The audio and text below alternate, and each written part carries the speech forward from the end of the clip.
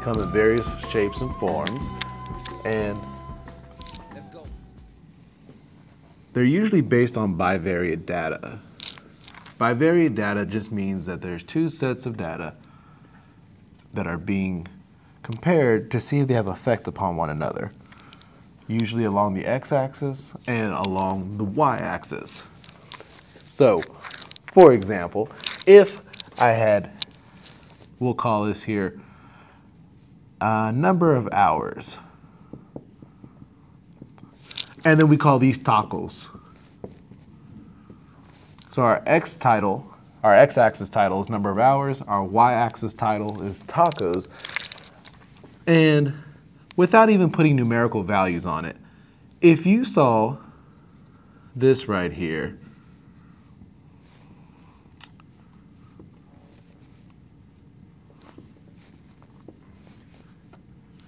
you might notice a general trend, a general pattern, or general association. You'll notice that as time goes on, the number of hours goes on, the amount of tacos being consumed is increasing. That means that I would probably be able to draw me a line right through the middle of this that represents this data. This is called a positive association. Positive association. Because as the x-axis increases in value, so does the y-axis. So again, this is a positive association, and this is one of the forms of scatter plots that you'll be seeing. In this particular example, I want to give another real-world example of using my jobs.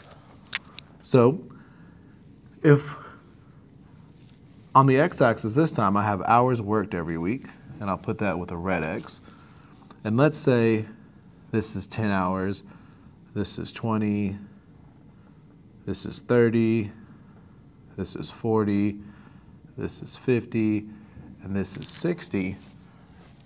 And on the y-axis, I have my wife's happiness level. And up here, we'll just start from the bottom and call this level 1, level 2, 3, 4, 5, 6, 7, 8, 9, and 10. If this is the happiness level axis, over time, as the x-axis increases, as the amount of hours that I work increase, her happiness level is probably going to do what? Now, just in case there's any doubt, I'm going to go ahead and represent it.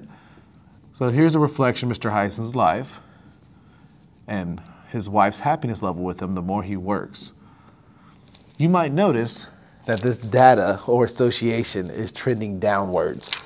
And we'd call that a negative association. As I'm able to draw a general line through it, this would be a negative association on this scatter plot. As the hours worked increased, the wife's happiness level decreased. So this is a negative association scatter plot.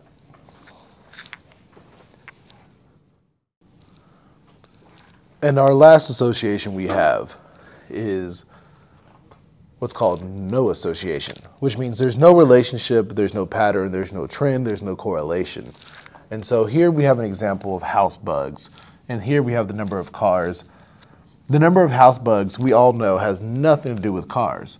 But before just assuming that, given data, we would need to come to that same conclusion. So let's say we saw data that looked like this.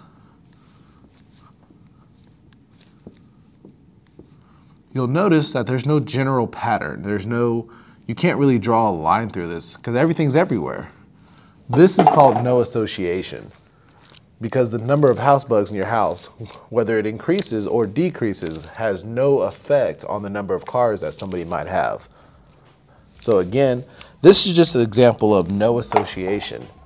And this is our third type of scatter plots that we will see.